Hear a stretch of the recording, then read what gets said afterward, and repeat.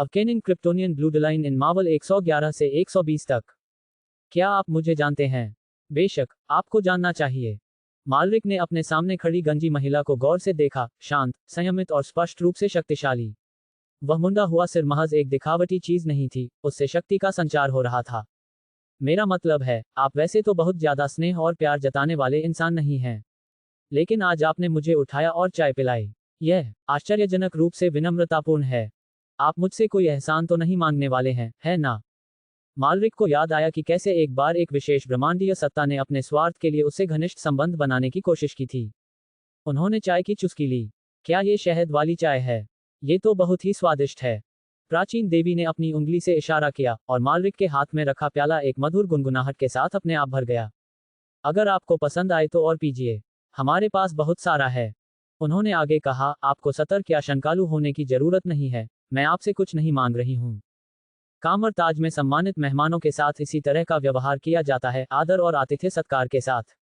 अगर स्ट्रेंज भी आ जाए तो हम भी ऐसा ही करेंगे। मालरिक ने भौहें चढ़ा लीं। ये ठीक नहीं लग रहा।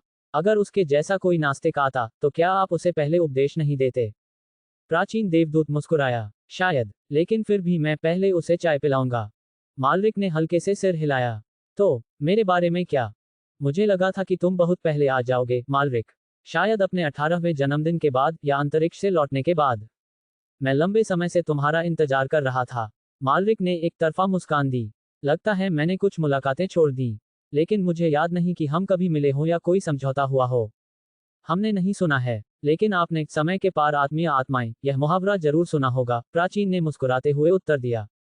तो, हम काफी समय से दोस्त हैं। अगर आप इसे उस तरह से देखना चाहें, तो हाँ। मैं सम्मानित महसूस कर रहा हूँ, जादूगर। लेकिन आप शायद जानते होंगे कि मैं यहाँ सिर्फ चाय पीने नहीं आया हूँ। मैं यहाँ जादू सीखने आया हूँ। उस प्राचीन व्यक्ति ने हल्के से सिर हिलाया। कमर ताज की सभी पुस्तकें अब आपके लिए खुली हैं। उद्धरण चिन्ह डॉट डॉट डॉट। धन्यवाद। हालांकि, इसे स्वीकार करना मुझे थोड़ा अजीब लग रहा है। क्या आप वाकई बदले में कुछ नहीं चाहते?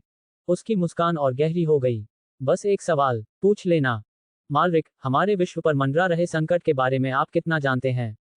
हम, डोरमम्मू, इन्फिनिटी स्टोन, थानोस। आप काफी जानकार हैं। और कुछ? बहुब्रह्मांड संकट। मैं इसी बारे में बात करना चाहता था। उस संकट का समय लगभग आ ही गया है, प्राचीन देव ने शांत भाव से कहा। मालरिक सीधा खड़ा हो गया। अभी से कुछ साल पहले, वेनबू के 10 छल्ले ब्रह्मांड में एक अजीब संकेत भेजने लगे। क्या आप जानते हैं कि इसका क्या मतलब है? 10 छल्ले कोई संकेत भेज रहे हैं। लेकिन ऐसा तो कई साल बाद ही होना चाहिए। मालरिक ने भौहें चढ़ाईं। फिल्म में शांग-ची द्वारा 10 अंगूठियों पर महारत हासिल करने के बाद ही उस कलाकृति ने मल्टीवर्स में संकेत भेजना शुरू किया था। लेकिन प्राचीन देवता के अनुसार, ये पहले ही शुरू हो चुका था। समय का अंतराल क्यों? और इसका असल संदेश क्या है? आपने पहले भी 10 रिंग्स का इस्तेमाल किया है। क्या आपको याद है कि उनसे क्या लाभ मिलते हैं? उसने नरमी से पूछा। शक्ति, ऊर्जा, और दीर्घायु। रुकिए, क्या आप जीवनकाल की बात कर रहे हैं? मालरिक को इशारा समझ आ गया। उसने सोच विचार करते हुए अपनी ठुड्डी पर हाथ फेरा। जीवनकाल ही समय है। समय और ब्रह्मांड। रुको, क्या 10 अंगूठियां वास्तव में कान के हथियार हो सकती हैं? शायद बिल्कुल वही नहीं, लेकिन उसके किसी रूप के जैसे कि जिसने TVA बनाया था। मुझे अचानक ये बात समझ में आई। हो सकता है कि 10 अंगूठियां हमारे ब्रह्मांड के निर्देशांक किसी कांग जैसे प्राणी को भेज रही हों। मालरिक के पुनर्जन्म से पहले, मार्वल की कहानी केवल कैप्टन मार्वल 2 तक ही पहुंची थी। उनके पास भविष्य के मल्टीवर्स कथानकों की पूरी जानकारी नहीं थी, इसलिए वे केवल सुरागों के आधार पर ही चीजों को जोड़ सकते थे। प्राचीन प्राणी ने सिर हिलाया। बहुब्रह्मांडीय संकट शुरू हो चुका है। जल्द ही, ये हम तक भी पहुंच जाएगा। मालरिक ने भौहें चढ़ाते हुए कहा, तो, यह मुख्य ब्रह्मांड नहीं है, और मुख्य समयरेखा हमारी समयरेखा से पहले ही 10 साल आगे है। प्राचीन प्राणी ने हल्की सी मुस्कान बिखेरी। यह इस बात पर निर्भर करता है कि आप मुख्य ब्रह्मांड को कैसे परिभाषित करते हैं। क्या ये ब्रह्मांड 1,99,999 नहीं है? मालरिक ने सहज भाव से पूछा। मार्वल ने अपनी मूल दुनिया में फिल्म ब्रह्मांड को यही संख्या दी थी।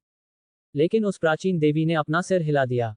वह उठी और हॉल के बीचों बीच चली गई। हाथ के एक झटके से उसने घूमती हुई रोशनी और ऊर्जा से बना एक विशाल, अव्यवस्थित ब्रह्मांडीय मानचित्र प्रकट किया।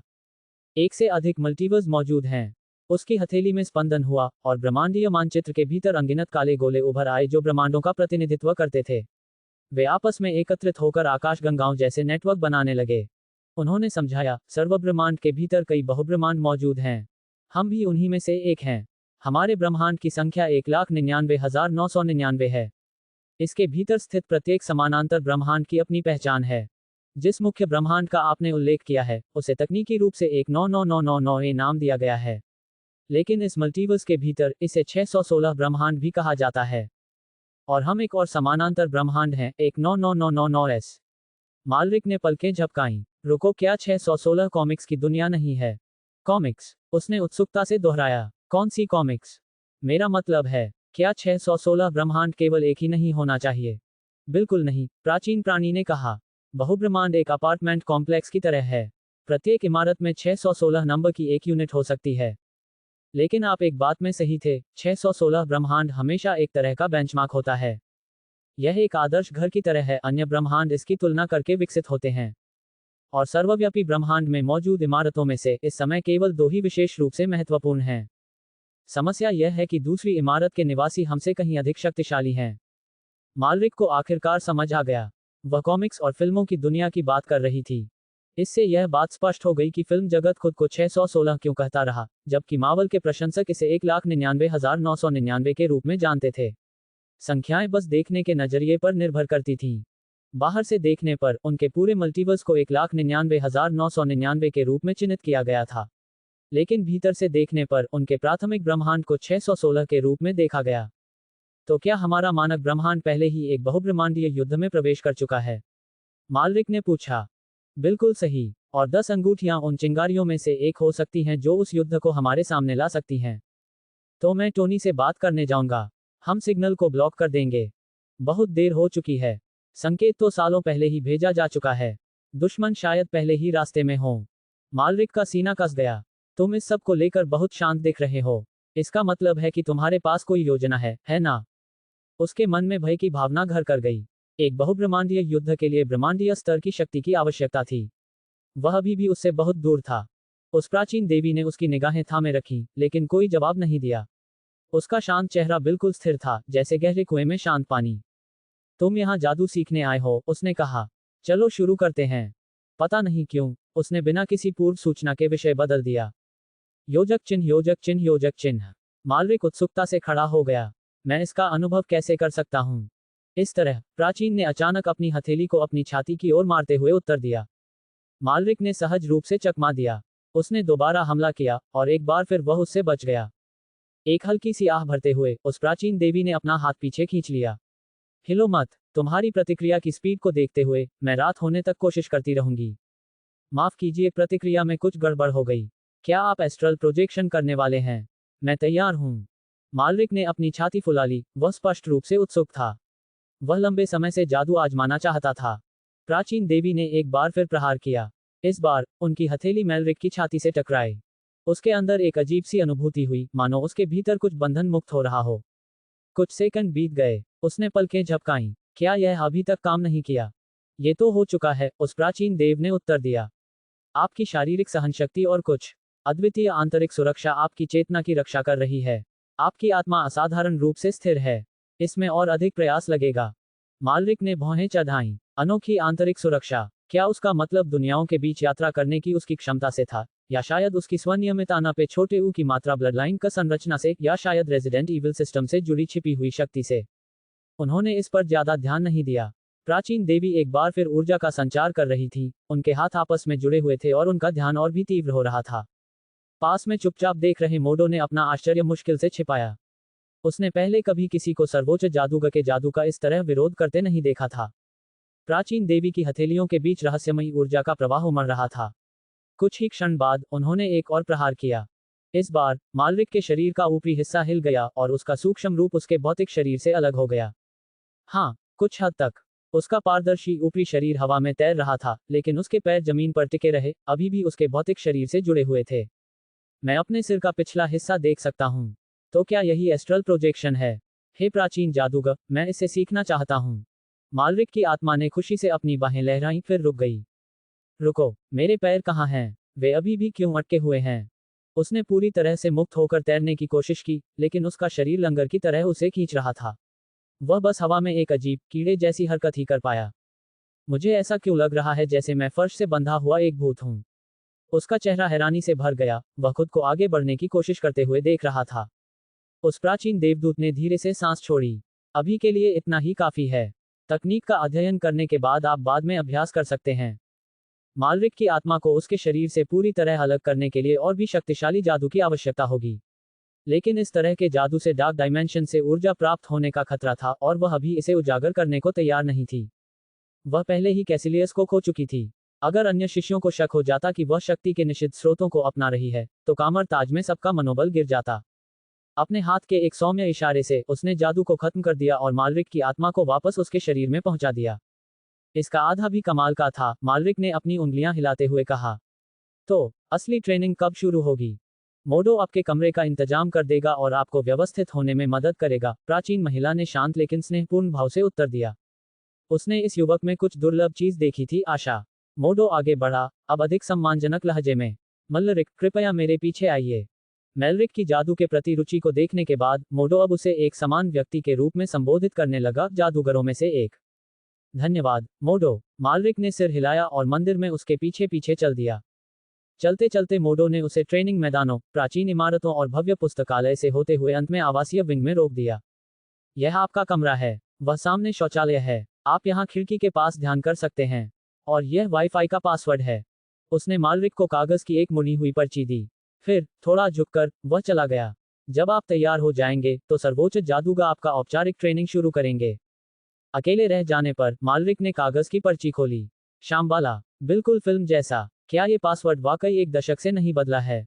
वह मुस्कुराया। शम्बाला या शम्बाला नाम बौद्ध कथाओं से जुड़ा है, एक पौराणिक स्वर्ग। कामरताज जैसे रहस्यमय स्थान के लिए इस नाम को अपनाना स्वाभाविक था। उसने संक्षेप में अपना कमरा साफ किया, कुछ तस्वीरें ली, उन्हें शेरी और टोनी को भेजा, फिर अपना पहला पाठ शुरू करने के लिए भीतरी हॉल में लौट आया। योजक चिन्ह, योजक चिन्ह, योजक चिन्ह। प्राचीन महिला मालरिक के सामने बैठी थी, उसका व्यवहार हमेशा की तरह शांत था। जादू सीखने से पहले उसने कहना शुरू किया, आपको ये समझना होगा कि जादू क्या है और आप इसे क्यों सीखना चाहते हैं। आप जितना सोचते हैं उससे कहीं अधिक महत्वपूर्ण आपकी मंशा होती है। तुम दो दुनियाओं के बीच आ गए हो। एक दिन तुम्हारा सामना ऐसी शक्तियों से हो सकता है जो यहाँ हम जानते हैं उनसे कहीं अधिक शक्तिशाली हों। लेकिन कमर ताज में जादू एक सरल सिद्धांत पर आधारित है, एक कीमत पर, अन्य आयामों से ऊर्जा उधार लेना। उसने आगे कहा, किसी जादूगर की शक्ति का आकलन करने का सबसे सरल तरीका यह है कि वह बदले में जितना संभव हो उतना कम भुगतान करते हुए कितनी शक्ति प्राप्त कर सकता है। मालरिक ने भौहें चढ़ा लीं। तो सबसे अच्छा जादूगर तुम्हारे जैसा ही कोई है, जो उधार तो लेता है लेकिन कभी चुकाता नहीं। प्राचीन देवदूत की मुस्कान और गहरी हो गई। यह एक दृष्टिकोण है, लेकिन सबसे शक्तिशाली जादूगर वे केवल उधार नहीं लेते। वे अपनी जादुई शक्ति के स्रोत को पूरी तरह से ग्रहण कर लेते हैं, उसे अपना बना लेते हैं। मालरिक ने सीटी बजाई। तुम शायद नहीं चाहोगे कि दूसरे जादूगर तुम्हें ये कहते हुए सुने। वे अपना आपा खो बैठेंगे। इसीलिए आपका उद्देश्य मायने रखता है, उसने कहा। केवल अटूट विश्वास ही एक जादूगर को जमीन से जोड़े रख सकता है। लेकिन विश्वास और जुनून के बीच अक्सर एक पतली रेखा होती है। मेलिक, मैं तुम्हारी ताकत पाने की इच्छा को समझता हूं और यही वजह है कि तुम जादू की तलाश कर रहे हो। इसे कभी मत भूलो, कभी संतुष्ट मत हो, हमेशा कुछ बेहतर की ओर बढ़ते रहो। एक दिन आप अगामोत्तो के स्तर तक पहुंच सकते हैं। मालरिक ने पलकें झपकाईं। क्या आप सच में मेरे बारे में इतना अच्छा सोचते हैं? बिल्कुल, आपकी क्षमता स्ट्रेंज से कम नहीं है, शायद उससे भी अधिक।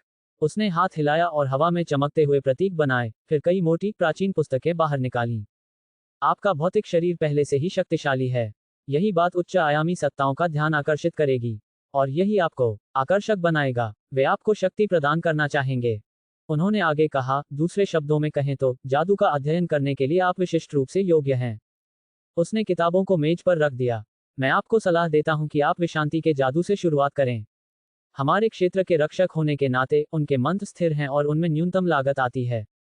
रहस्यमय लिपि में शीर्षक चमक रहे थे। सोलोमन की कुंजी, नियंत्रण संहिता, होगोथ का हृदय, सभी मूलभूत ग्रंथ। मालरिक ने किताबें स्वीकार कर लीं।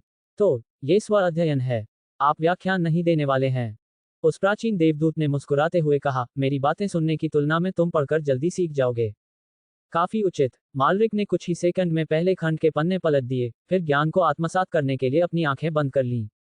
कुछ मिनट बीत गए। उसने आंखें खोली, उसे उम्मीद थी कि उससे कोई प्रश्न पूछा जाएगा। इसके बजाय उस प्राचीन व्यक्ति ने उसे पुस्तकों का एक और ढेर थमा दिया। फिर एक और। जैसे जैसे आकाश में अंधेरा छाने लगा, उसके बगल में ग्रंथों का एक छोटा सा टावर बन गया। जब उसने दोबारा ऊपर देखा और दूसरा लेने के लिए हाथ बढ़ाया, तो उसे लेने के लिए कुछ भी नहीं बचा था। बस इतना ही। उसने चारों ओर नजर डाली, अभी भी और जानने के लिए उत्सुक था। जादुई ज्ञान के इस सागर में डूबने से उसके भीतर कुछ गहरा जागृत हो गया था। वह रुकना नहीं चाहता था। ये तो बस मेरी तरफ से पढ़ने के लिए कुछ अनुशंसित पुस्तकें थीं, उस प्राचीन व्यक्ति ने हॉल के एक कोने की ओर इशारा करते हुए कहा। मालरिक मुड़ा और उसने देखा कि अलमारियों में सैकड़ों किताबें भरी हुई हैं। कम से कम 700 किताबें, शायद इससे भी अधिक। ये सब कुछ आपको स्वयं ही पता लगाना है। क्या आप कह रहे हैं कि मैंने पहले ही स्नातक की उपाधि प्राप्त कर ली है? उसने मुस्कुराते हुए पूछा। उसके हाथ में मौजूद किताब धीरे से बंद हो गई। उसका शीर्षक था कैग्लियोस्ट्रो का किला। उस प्राचीन देवी ने अपना सिर हिलाया। मैंने तुम्हें कुछ नहीं सिखाया। तुम्हारा सबसे अच्छा शिक्षक तुम स्वयं ही हो। मालरिक ने धीरे से सिर हिलाया। ठीक है, मुझे अभी बहुत लंबा रास्ता तय करना है। वह खड़ी हुई, दरवाजे तक गई और उसे खोल दिया। काफी देर हो रही है, आराम करो। हालांकि तुम्हारे मामले में धूप का आनंद लेने का यह अच्छा समय हो सकता है। योजक चिन्ह, योजक चिन्ह, योजक चिन्ह। मालरिक धूप सेंकने के लिए बाहर नहीं गया था। कमर ताज को क्वेश्चने से पहले ही वह अपनी चरम सीमा पर पहुंच चुका था। उसकी एक भुजा की ताकत 20 लाख टन से अधिक हो चुकी थी। सूर्य के किसी भी और संपर्क में आने से, जैसे कि रेजिडेंट इविल की दुनिया में जिसने उसे अतिशक्ति प्रदान की थी, उसकी ताकत में कमी आने लगी।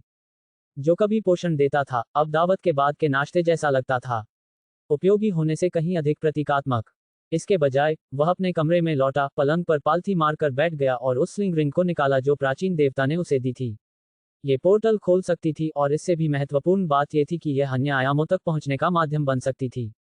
उसने उसे पहन लिया और ध्यान करने लगा, संपर्क स्थापित करने के एक लंबे और संभवतः निष्फल प्रयास के लिए तैयार। लेकिन परिणाम ने उन्हें आश्चर्यचकित कर दिया। कनेक्शन तुरंत, सहज और बिना किसी रुकावट के हो गया। अधिकांश जादूगरों को जिस काम में वर्षों का ट्रेनिंग लगता था, वह मालरिक के लिए पल भर में हो गया। वह एक साथ कई शक्तियों का उपयोग करने का आदी था, दूरदृष्टि, पुनर्जीवन, उन्नत बोध, इसलिए ध्यान केंद्रित करना उसके लिए स्वाभाविक था। उसकी चेतना आसानी से आयामी आवरण में विलीन हो गई। यह ऐसा था मानो शार्क से भरे पानी में मांस का एक टुकड़ा फेंक दिया गया हो।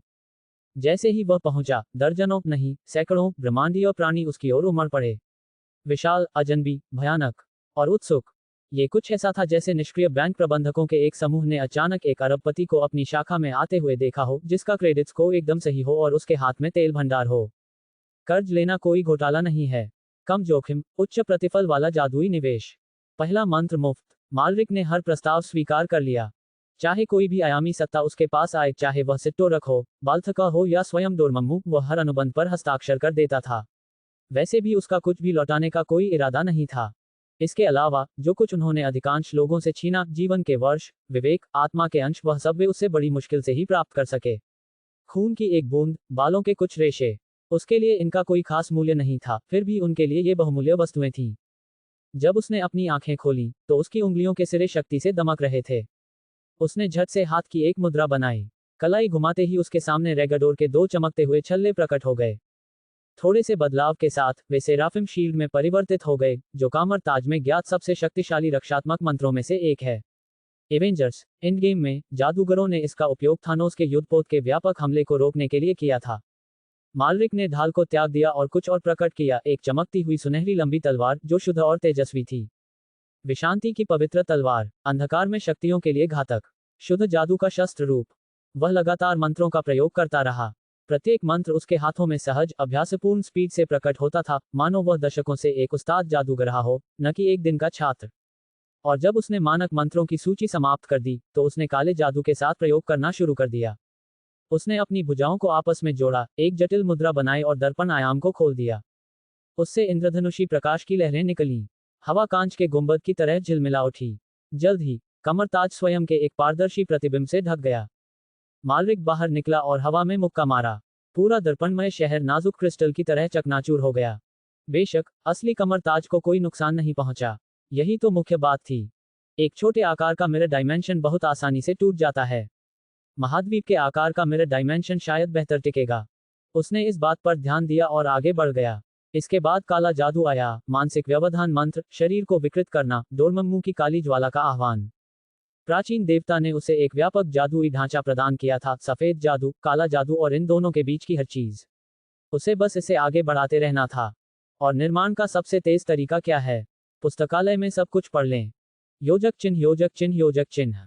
अगली सुबह मालविक यही काम शुरू करने के लिए अपने कमरे से निकला, लेकिन गलियारे में मोडो ने उसे रोक दिया। मैलिक, मोडो ने गर्मजोशी से ताली बजाते हुए अभिवादन किया, मैंने प्राचीन देवता से सुना है कि तुम्हें दीक्षा मिल चुकी है। वाकई अद्भुत प्रतिभा है। मैं बाद में नए दीक्षार्थियों के एक समूह को ट्रेनिंग दे रहा हूँ। यदि आप रुचि रखते हैं तो इससे आपको दीक्षा के बाद के कुछ कौशलों को निखारने में मदद मिल सकती है। यह एक वास्तविक प्रस्ताव था। मालविक ने विनम्रतापूर्वक मुस्कुराते हुए कहा, धन्यवाद, लेकिन इसकी आवश्यकता नहीं होगी। उसने बोलते बोलते हाथ से एक विशेष मुद्रा बनाई। उसके चारों ओर एक तेजस्वी सेराफिम शील्ड प्रकट हो उठी। मोडो थोड़ा पीछे हट गया, उसकी आंखें चौड़ी हो गईं। यह सेराफिम है? तुमने ये सब इतनी जल्दी सीख लिया? अभी तो सिर्फ एक ही दिन हुआ है। मालविक ने कंधे उचकाते हुए कहा, खैर, मुझे तो खुद जादूगरों ने पढ़ाया था। कुछ तो नतीजा होना ही था। मैंने भी निजी ट्यूशन ली है। मोडो ने अचंभित होकर बुदबुदाया, लेकिन यह वैसा नहीं था। मालविक ने उसके कंधे पर थपथपाते हुए कहा, शायद पढ़ाने का तुम्हारा तरीका ठीक नहीं था। मैं आज ट्रेनिंग में नहीं जाऊंगा। उस प्राचीन व्यक्ति ने मुझे पढ़ने के लिए एक लंबी सूची दी है। वह चलने लगा, फिर रुक गया। अगर कभी आप अपने अनुभव साझा करना चाहें तो मैं चर्चा के लिए हमेशा तैयार हूं। मोडो वहीं अचंभित खड़ा रहा। शायद वह सिर्फ ताकत में ही अलौकिक नहीं है, उसने बुदबुदाते हुए कहा। शायद उसकी सीखने की स्पीड भी अलौकिक है। फिर उसे कुछ याद आया और उसने पुकारा, मैलिक, बस एक बात बता दूं, लाइब्रेरियन नहीं है। थोड़ी सख्त हो सकती है। धैर्य रखने की कोशिश करो। मालविक ने पीछे की ओर हाथ हिलाकर सहमति जताई। योजक चिन्ह योजक चिन्ह योजक चिन्ह। कुछ मिनट बाद वह पुस्तकालय पहुंचा।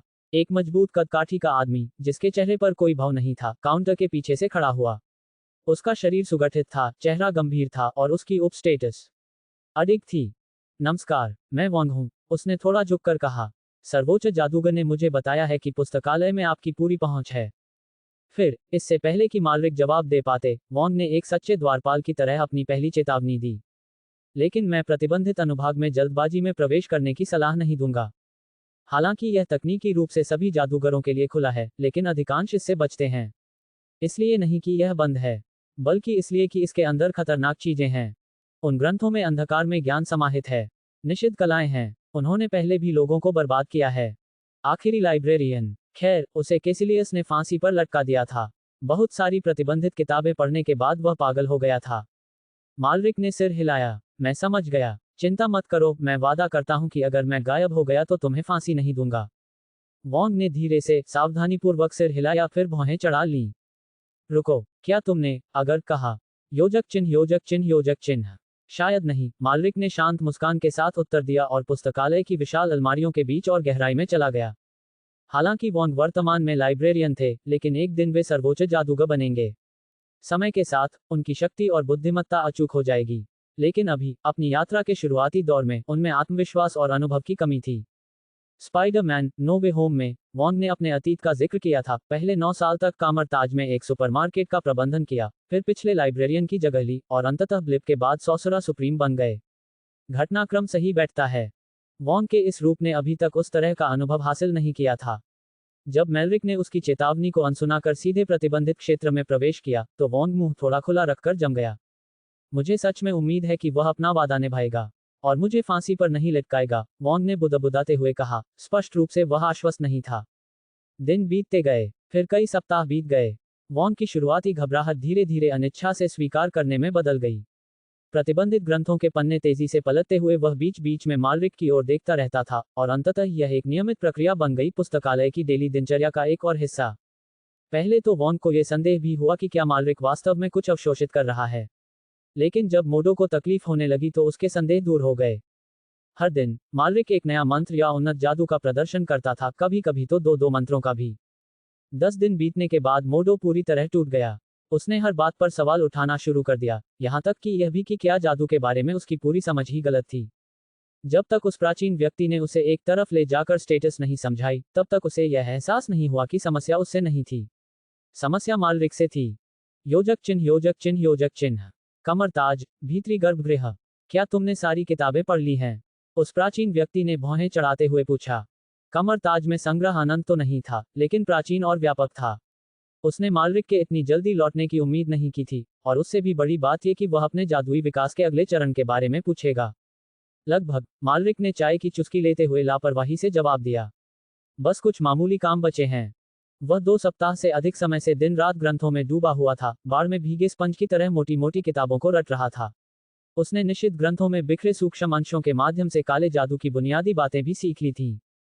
इस समय, यदि कोई छोटा दानव या कमजोर आयामी इकाई उसके सामने प्रकट होती, तो मालरिक को विश्वास था कि वह उसे तोड़कर उसके सार को सीधे अवशोषित कर सकता है। वास्तव में, वह प्राचीन देवता से मिलने के इरादे से आया था ताकि आगे बढ़ सके। उसने 1 महीने से भी कम समय में अपने कामरताज चरण को पूरा करने की उम्मीद नहीं की थी। लेकिन उस प्राचीन व्यक्ति के पास देने के लिए कुछ और भी था। तुम्हारा जादुई ज्ञान पर्याप्त है, उसने कहा। अब जादू के सिद्धांतों का अध्ययन करने का समय है।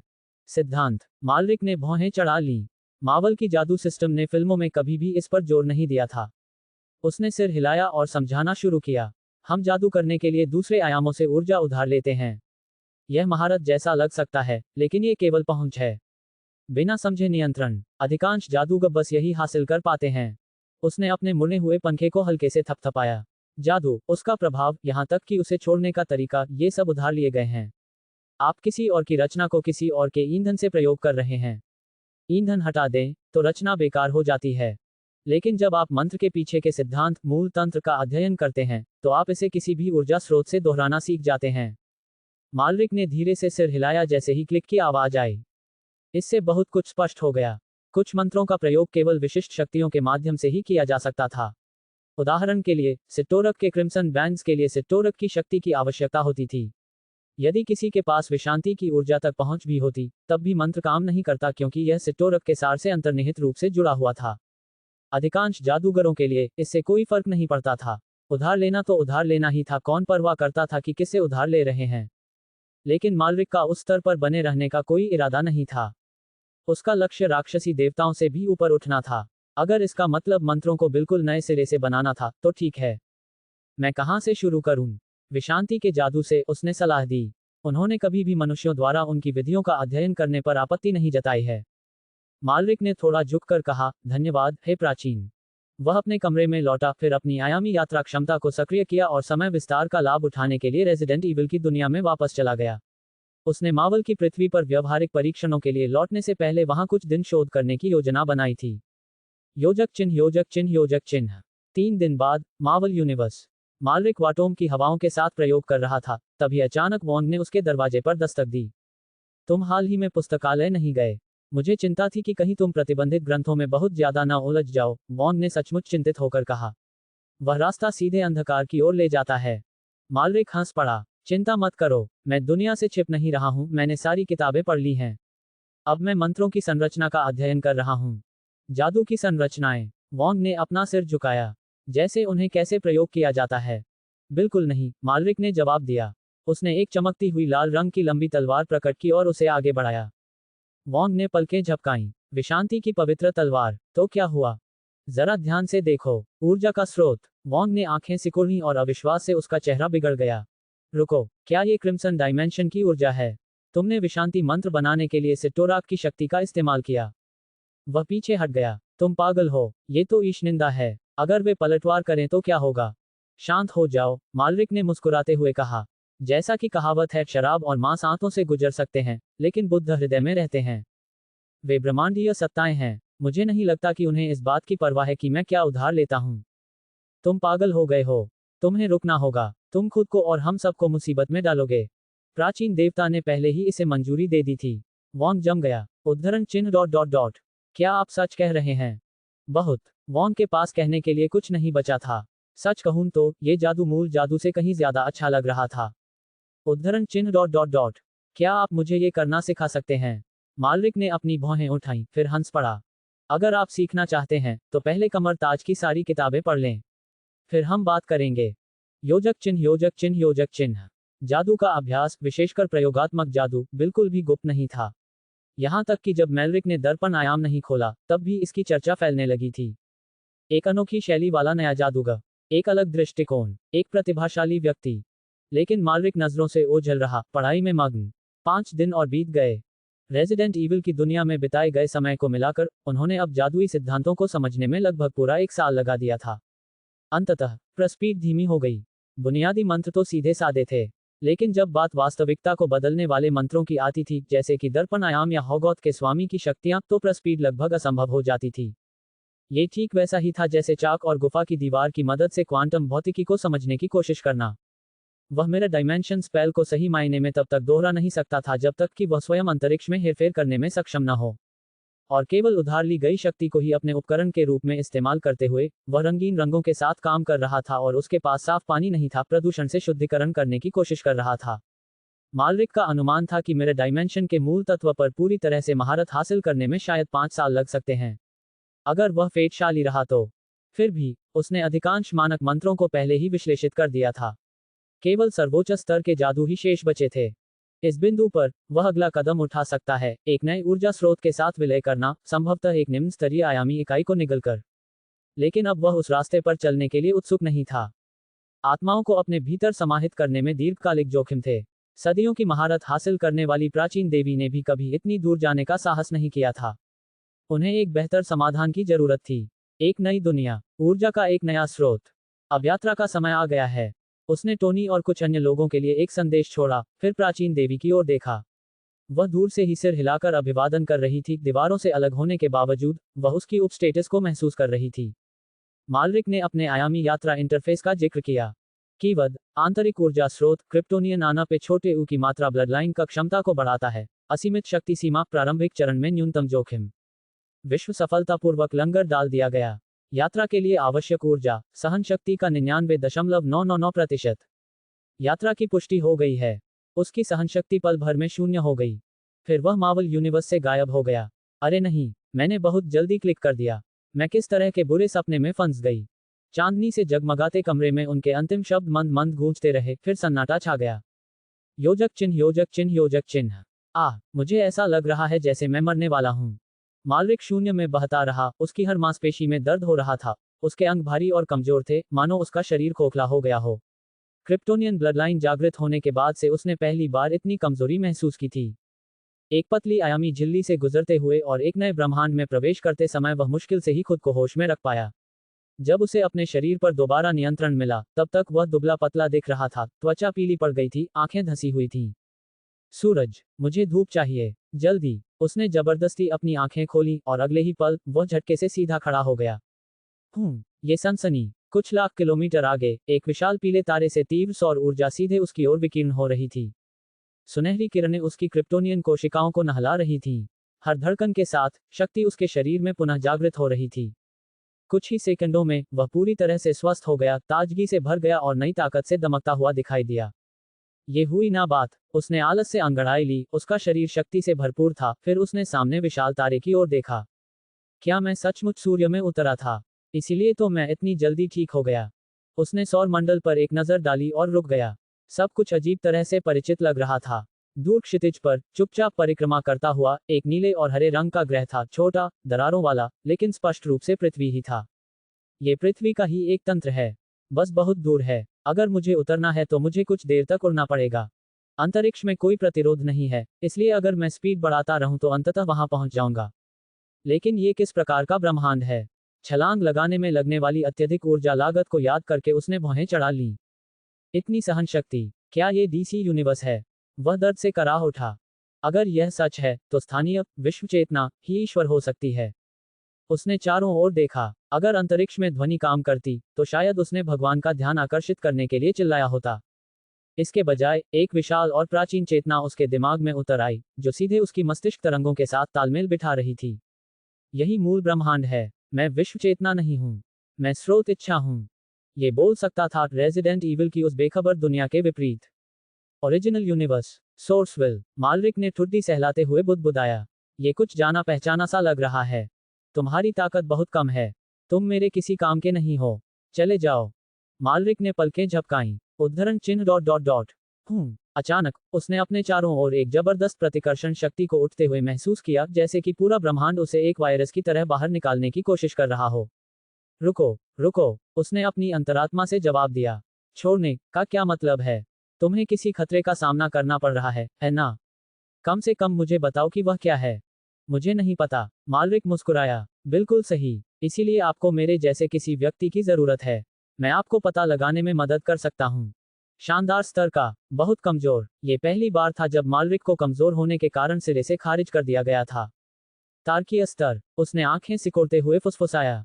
1 मिनट रुको। तारा में आकाश की दुनिया, वह जगह जहां लोग आना पे छोटे ऊ की मात्रा ब्लड लाइन का आदिम ऊर्जा का संवर्धन करते हैं।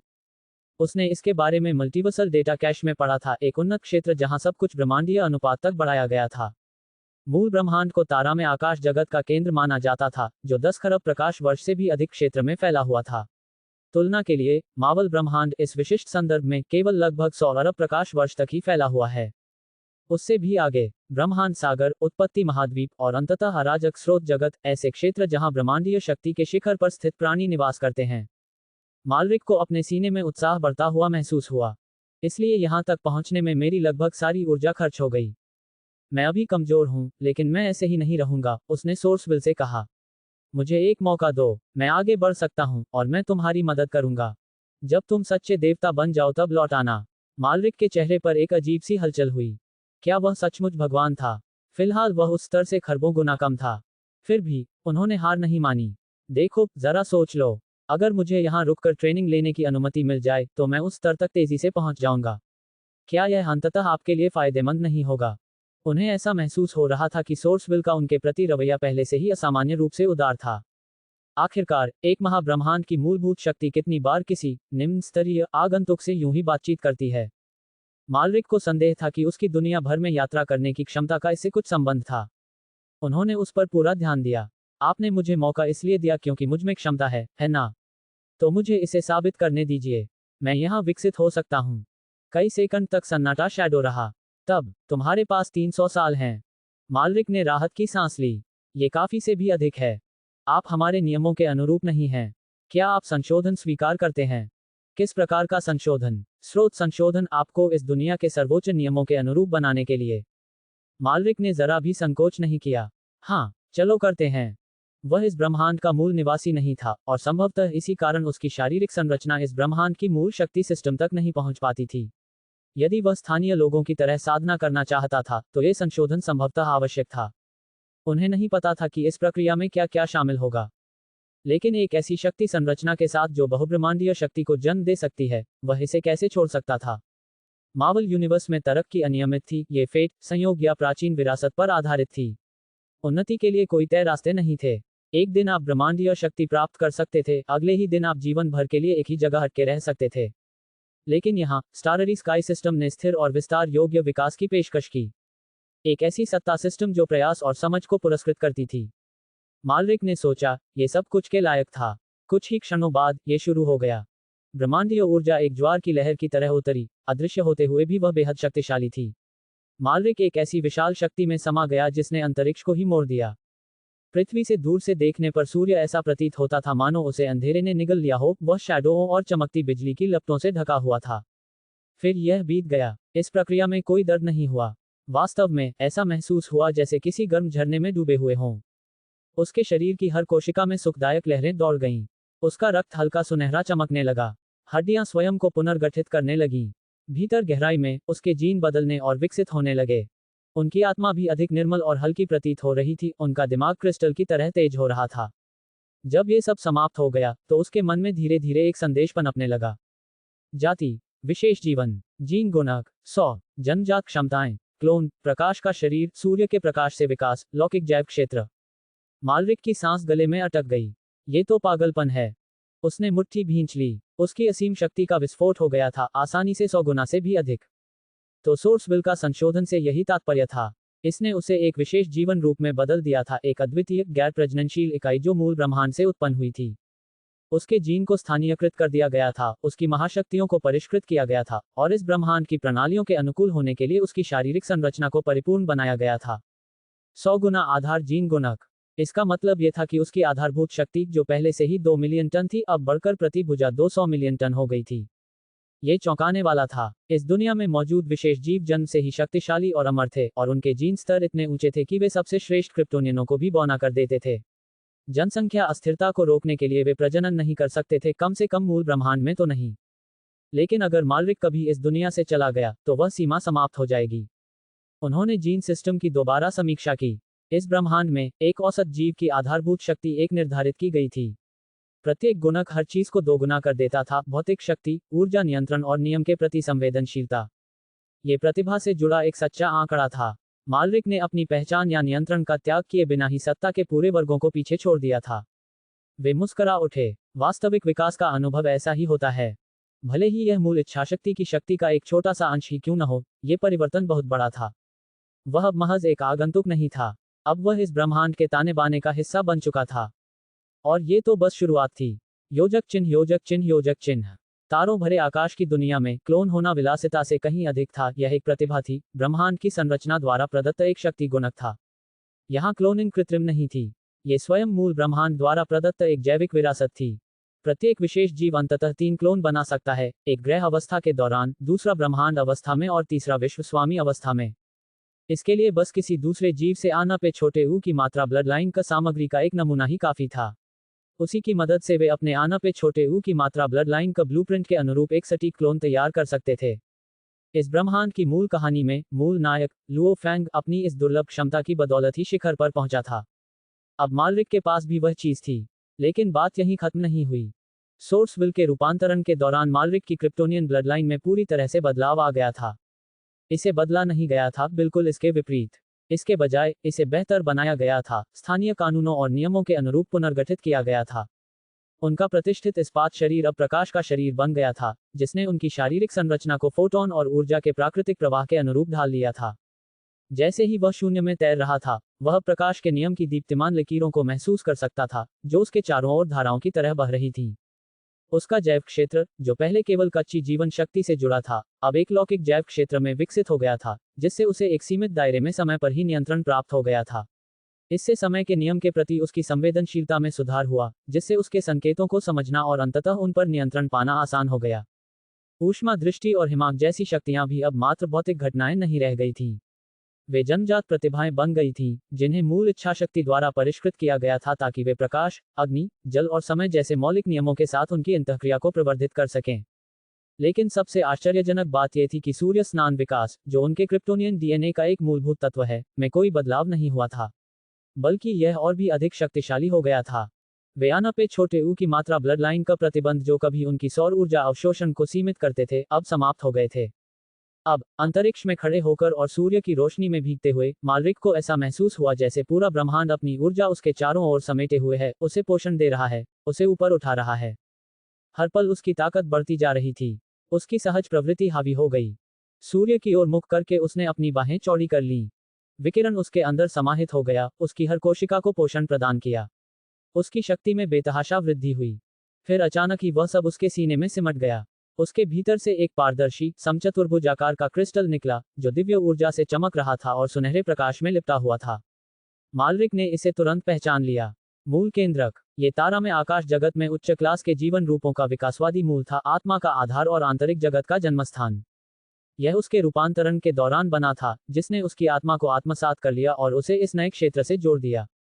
जब तक स्वयं नाभिक चकनाचूर न हो जाए, तब तक नष्ट हुआ शरीर भी पुनर्जीवित हो सकता है। नाभिक ही अब उसका सार था, अमर और अजेय। जैसे जैसे नाभिक में ऊर्जा का प्रवाह जारी रहा, मालरिक को एक और उपहार मिला। अब वह अपनी चेतना को अपने शरीर से दर्जनों किलोमीटर दूर तक फैला सकता था। जहां कहीं भी यह शक्ति पहुंचती थी, उसके दिमाग में आसपास का स्थान पूर्ण स्पष्टता के साथ प्रकाशित हो जाता था। दूरसंचालन शक्ति, उसने धीरे से कहा। मैंने मानसिक शक्ति को जागृत कर लिया है। इससे यह बात पक्की हो गई कि उसे भी मेंटल कल्टीवेटर प्रतिभा विरासत में मिली थी। और बात यहीं खत्म नहीं हुई। जैसे जैसे उसके शरीर में अधिक ऊर्जा प्रवाहित होती गई, मालरिक का शरीर सहज रूप से आना पे छोटे ऊ की मात्रा ब्लड लाइन का आदिम ऊर्जा का विकास करने लगा, जो तारा में आकाश जगत की मूल शक्ति सिस्टम है। यह ऊर्जा सिस्टम जादू का इस्तेमाल करने या प्राचीन अवशेषों को इकट्ठा करने के बारे में नहीं थी। यह आपके जीन को तब तक परिष्कृत करने के बारे में थी जब तक कि आपके शरीर के भीतर पूरे ग्रह, तारे और अंततः पूरी दुनिया का निर्माण न हो जाए। क्रम स्पष्ट था। ग्रह, तारा, ब्रह्मांड, क्षेत्र स्वामी, विश्व स्वामी। हर कदम के साथ शक्ति का अभूतपूर्व स्तर प्राप्त होता गया। एक सामान्य ब्रह्मांडीय स्तर का प्राणी एक ही हमले में एक महाद्वीप को नष्ट कर सकता है। एक डोमेन लॉर्ड ग्रहों के महासागरों को बदल सकता था। एक विश्वस्वामी एक साधारण से मुक्के से ही कई प्रजातियों को नष्ट कर सकता था। और उससे भी आगे, किसी ग्रह को टुकड़ों में तोड़ना तो बस एक वार्म अप था।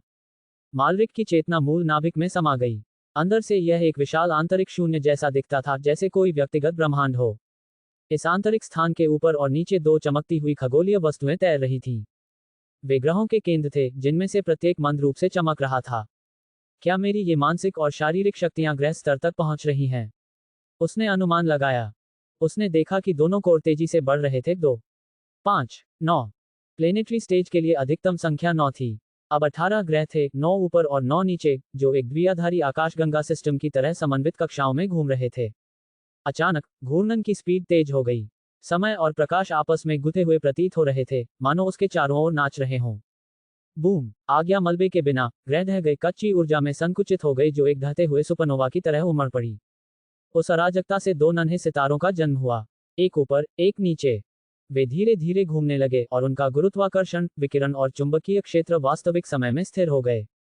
ये महज ऊर्जा के चमकते गोले नहीं थे, ये अपने सभी गुणों के साथ टास्कशील तारे थे। मालरिक की क्रिप्टोनियन कोशिकाओं ने तुरंत प्रतिक्रिया दी। वह अपने डीएनए के साथ आंतरिक तारों के प्रकाश की प्रतिध्वनि को महसूस कर सकता था। स्टाररी स्काई सिस्टम और उनकी सुपरमैन जैसी शारीरिक संरचना ब्रह्मांडीय स्वर्ग में बनी एक आदर्श जोड़ी थी। एक स्वनिर्मित सितारा जिसने उसे असीम शक्ति से सराबोर कर दिया। किसी और ब्रह्मांड में ये बेतुका होता। यहाँ तो यह नियति थी।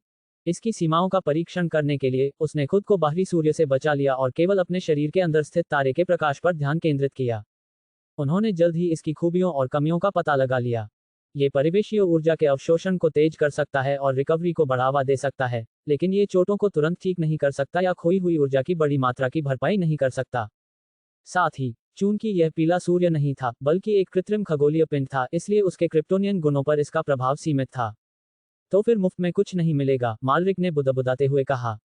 मैं सिर्फ अपनी ही चमक में डूबकर रातों रात सफलता की ऊंचाइयों पर नहीं पहुंच सकता। फिर भी वह हतोत्साहित नहीं हुआ। ये सिस्टम क्रमिक विकास के माध्यम से काम करती थी, न कि किसी जुगाड़ या शॉर्टकट के माध्यम से। जैसे जैसे उसकी आदिम ऊर्जा बढ़ती गई, उसके जीन मजबूत होते गए और उसका शरीर उतनी ही तेजी से विकसित हो सका। अब हर सांस उसकी क्रिप्टोनियन रक्तरेखा को और भी तेज और अधिक प्रभावी बना रही थी। वह वही सुपरमैन बन रहा था जिसकी उसने हमेशा कल्पना की थी। अपने वर्तमान 100 गुना जीन गुणक के साथ, उनकी क्षमता पहले से ही डीसी यूनिवर्स के सुपरमैन के बराबर है, संभवतः सिल्वर एज के स्तर से नीचे, लेकिन हेनरी कैविल वाले संस्करण के आसानी से तुलनीय। और वह अभी भी विकसित हो रहा था। कुछ मिनट बीत गए। उसके आंतरिक सितारे और भी मजबूत हो गए। कुछ ही समय बाद, मेंटल पावर स्टार और प्राइमल फोर्स स्टार की एक दूसरी जोड़ी एक साथ संघनित हो गई। स्टेलर स्टेज का दूसरा चरण मात्र 30 मिनट में पूरा किया गया।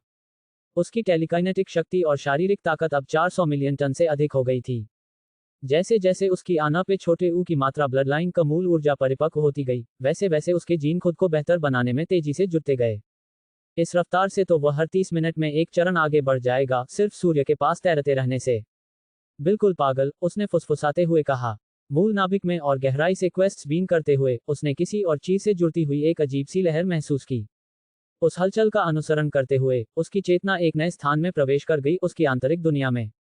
सामान्यतया, केवल विश्वगुरु ही अपने जीवन मूल के माध्यम से इस तरह का स्थान खोल सकते थे। लेकिन ओरिजिनल न्यूक्लियस के साथ, मालरिक ने एक शुरुआती बढ़त हासिल कर ली थी। वह ऊपर से नीचे की ओर देख रहा था। ये हर दिशा में लगभग 10 किलोमीटर तक फैला हुआ था। धरती और आकाश दीप्तिमान प्रकाश से जगमगा रहे थे, प्रकाश का नियम इसकी संरचना में ही समाहित था। यह उसका क्षेत्र था, उसका निजी इलाका। इसके भीतर की हर ऊर्जा केवल उसी के प्रति जवाबदेह थी। वह मुस्कुराया। जब यह फैलेगा, तो मैं यहाँ एक पीला सूरज खींच लाऊंगा। निरंतर सौर विकिरण, शून्य दूरी। वह संतुष्ट होकर न्यूक्लियस से बाहर निकल गया। शक्ति प्राप्त करने के लिए जादू टोना करने या आयामी राक्षसों को बुलाने की कोई आवश्यकता नहीं थी। वह स्वयं भी वैसा ही बनने की राह पर अग्रसर था। फिर एक आवाज वापस आई। आप 30 और वर्षों तक रह सकते हैं। सोर्सविल अपनी हमेशा की तरह ठंडी और स्पष्टवादी शैली के साथ लौट आया था। सच में, अब आप मुझसे इस बदलाव के लिए पैसे ले रहे हैं? मालरिक ने आह भरी। उसे आखिरकार समझ आ गया कि सोर्सविल उससे छुटकारा पाने के लिए कितना बेताब था। यहां तक कि निष्क्रिय लाभ भी उनके रहने की अवधि से काटे जा रहे थे। लेकिन वैसे भी वह वहां जरूरत से ज्यादा देर तक रुकने की योजना नहीं बना रहा था। स्टाररीज का यूनिवर्स विशाल था, और संभवतः उसमें समय उसी तरह बहता था जैसे मावल में बहता है। यहां तक पहुंचने में उसने जितनी ऊर्जा खर्च की है, उसे देखते हुए शायद उसी क्षण में वापस लौटना संभव न हो। अगर वह कुछ सदियों तक यहीं रुका रहा, तो शायद जब वह पृथ्वी पर लौटा तो उसे टोनी स्टॉक की हड्डियां धूल में तब्दील मिली हों। आप यहां मजबूत बनने आए हैं। मैं संसाधन उपलब्ध कराता हूं। कीमत है समय। मालरिक ने अपनी आंखें घुमाई। ठीक है, ठीक है। मैं पहले से ही स्टेलस स्टेज पर हूँ, इसलिए मुझे एक क्लोन की आवश्यकता होगी। वह रुका और मुस्कुराया। क्या आप मुझे नेदरसी से क्लोन सामग्री भेज सकते हैं? वह भी तार्कीय स्तर की। आप अतिरिक्त 3 साल तक रह सकते हैं। 3 साल, ये तो बहुत जल्दी बढ़ गया, उसने बुदबुदाते हुए कहा। ठीक है, सौदा पक्का। मुझे ये कब मिलेगा? कल। क्या रातों रात डिलीवरी संभव है? बहुत बढ़िया। तो फिर किसी और क्लोन सामग्री के बारे में क्या ख्याल है, जैसे विश्व वृक्ष से? आपके पास पर्याप्त समय नहीं है। उद्धरण चिन्ह डॉट डॉट डॉट। ऐसा लग रहा है जैसे मैं किसी अंतरायामी दुकान में हूं जहां मेरे पास पर्याप्त क्रेडिट नहीं है। एक उपयुक्त विकल्प सुझाएं। ठीक है, युद्ध के लिए उपयुक्त, कुछ बड़ा और मजबूत कैसा रहेगा? सहमत। 3 महीने और सिर्फ 3 महीने बचे हैं। बीच ट्रिप के लिए तो मुश्किल से ही समय मिलेगा। फिर भी, मालरिक मुस्कुराया। धन्यवाद, सचमुच, इसका मेरे लिए बहुत महत्व है। जब मैं शिखर पर पहुंचूंगा तो मुझे ये याद रहेगा। पहली बार, उनकी कृतज्ञता सच्ची थी।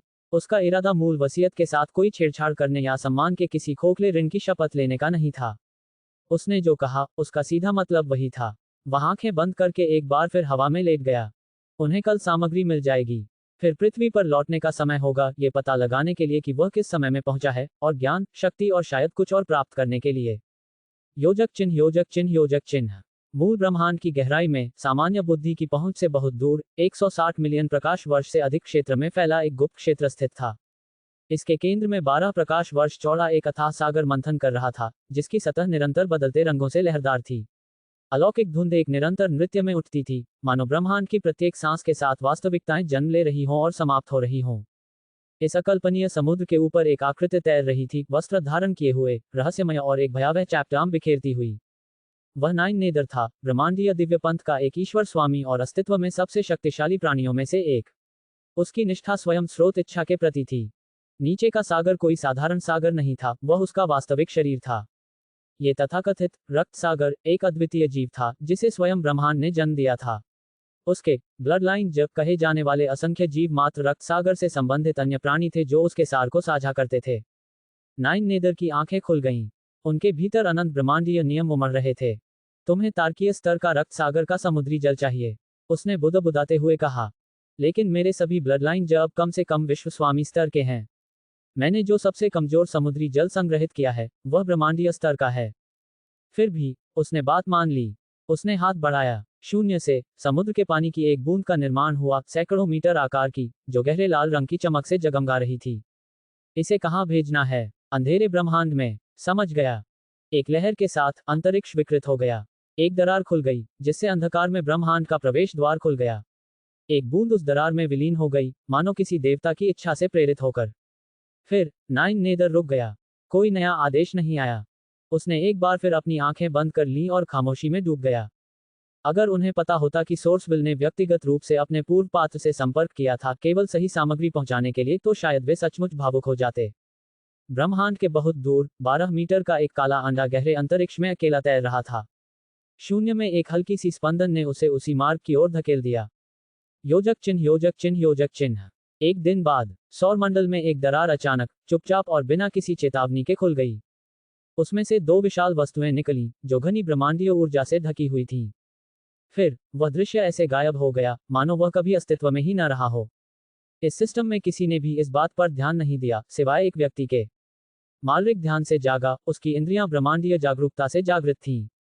प्रकाश और समय के नियम उसकी आंखों में झिलमिला रहे थे। एक दिन बीत गया था, और उसने सफलता हासिल कर ली थी। उसकी शक्ति ब्रह्मांडीय स्तर, द्वितीय चरण तक पहुंच गई थी। उसके भीतर मौजूद तार्कीय कोर निहारिकाओं में विकसित हो गए थे।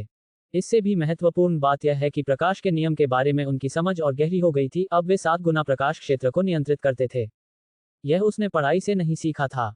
यह उसकी अनूठी प्रकृति का उपहार था, एक विशेष जीव जिसका प्राकृतिक विकास ब्रह्मांडीय नियमों से जुड़ा हुआ था। तारों भरे आकाश की दुनिया में, नियम अमूर्त दर्शन नहीं थे, वे वास्तविक, मूर्त शक्तियां थीं।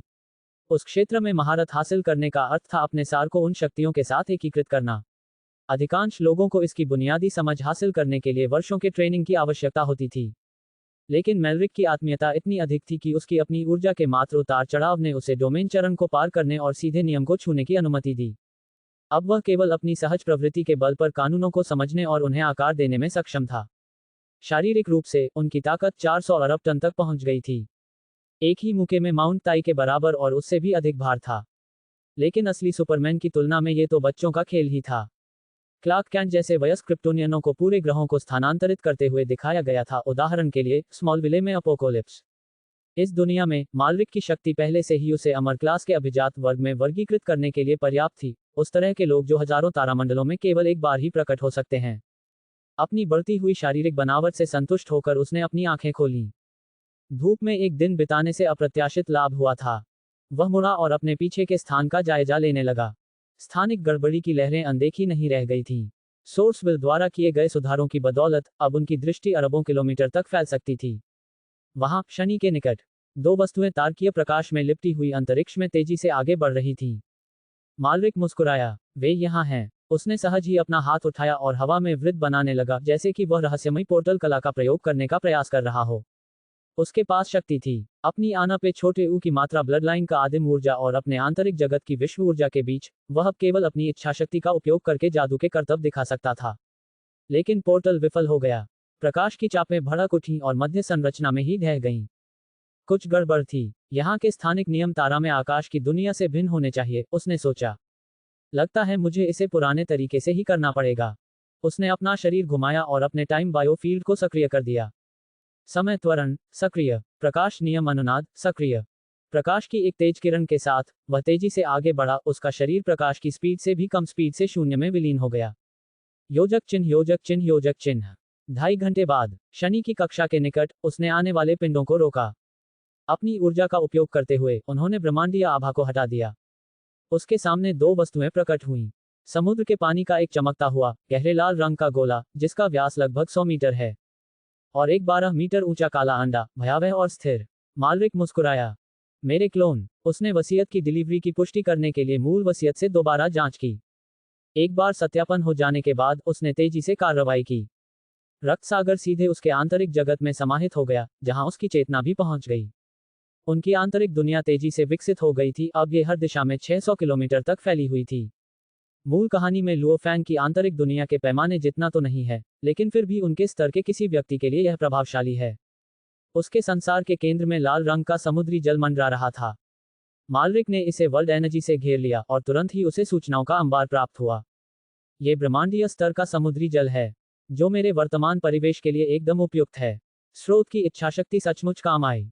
उन्होंने जरा भी समय बर्बाद नहीं किया। एकाग्रचित होकर उसने अपनी जन्मजात क्षमता को जागृत किया। क्लोन का विकास शुरू करें। आंतरिक जगत ने प्रतिक्रिया दी। आकाश और धरती कांप उठे। विश्व ऊर्जा की विशाल धाराएं तूफानी बादलों की तरह संघनित होकर समुद्र के जल की ओर तेजी से बढ़ने लगीं। कुछ ही सेकंड में पानी पूरी तरह से वाष्पीकृत हो गया। जो बचा था वह एक संघनित पदार्थ था, आना पे छोटे ऊ की मात्रा, ब्लड लाइन का पदार्थ, जो हवा में झिलमिला रहा था। विश्व ऊर्जा इसके चारों ओर लिपट गई और एक सुनहरे अंडे के आकार के कोकून में संघनित हो गई। अंदर रक्त सागर का कच्चा सार एक नई चीज में बदलने लगा, एक विचित्र परग्रही भ्रूण। अब बस समय ही बाकी था। कुछ क्षण बाद उसके मन में एक संदेश गूंज उठा। क्लोन का गर्भाधान शुरू हो गया है। अनुमानित ऊष्मायन अवधि 6000 वर्ष। क्या? मालविक ने पलकें झपकाईं। 6000? ये सही नहीं है। लुओ फैंग के विश्व स्वामी स्तर के क्लोन को बनने में केवल 600 साल लगे। तब उसे समस्या का एहसास हुआ। बिल्कुल, यह मेरी आंतरिक दुनिया है। ये बहुत छोटी है। मूल कहानी के अनुसार लुओ फैंग का क्लोन एक विशालकाय प्राणी था, जिसका जन्म 100 मिलियन किलोमीटर विशाल आंतरिक जगत में हुआ था। मालविक का क्लोन तुलनात्मक रूप से छोटा था, केवल कुछ 100 किलोमीटर लंबा, लेकिन 600 किलोमीटर ऊंचे स्थान में वह भी मुश्किल से समा पा रहा था। उस क्लोन को यहां विकसित करने की कोशिश करना एक टेरारियम के अंदर हाथी को पालने जैसा था। उसका जन्म होना ही एक चमत्कार होगा। गति संभव नहीं। मुझे जल्दी से मजबूत होना होगा, उसने बुदबुदाते हुए कहा। हाँ, एक बार शुरू होने के बाद ये प्रक्रिया विफल नहीं हो सकती, लेकिन 6000 साल। यह मेरे दोनों जीवनकालों को मिलाकर लगभग 200 गुना अधिक लंबा है। मैं इतना लंबा इंतजार नहीं कर सकता। योजक चिन्ह, योजक चिन्ह, योजक चिन्ह। मालविक अपनी आंतरिक दुनिया से बाहर निकला और अपने बगल में तैरते हुए विशाल काले अंडे पर एक नजर डाली। ये स्टारी स्काई टॉर्च बीस्ट प्रजाति के किसी जीव जैसा दिखता है, उसने बुदबुदाते हुए कहा। लेकिन वह प्रजाति उतनी प्रभावशाली नहीं है।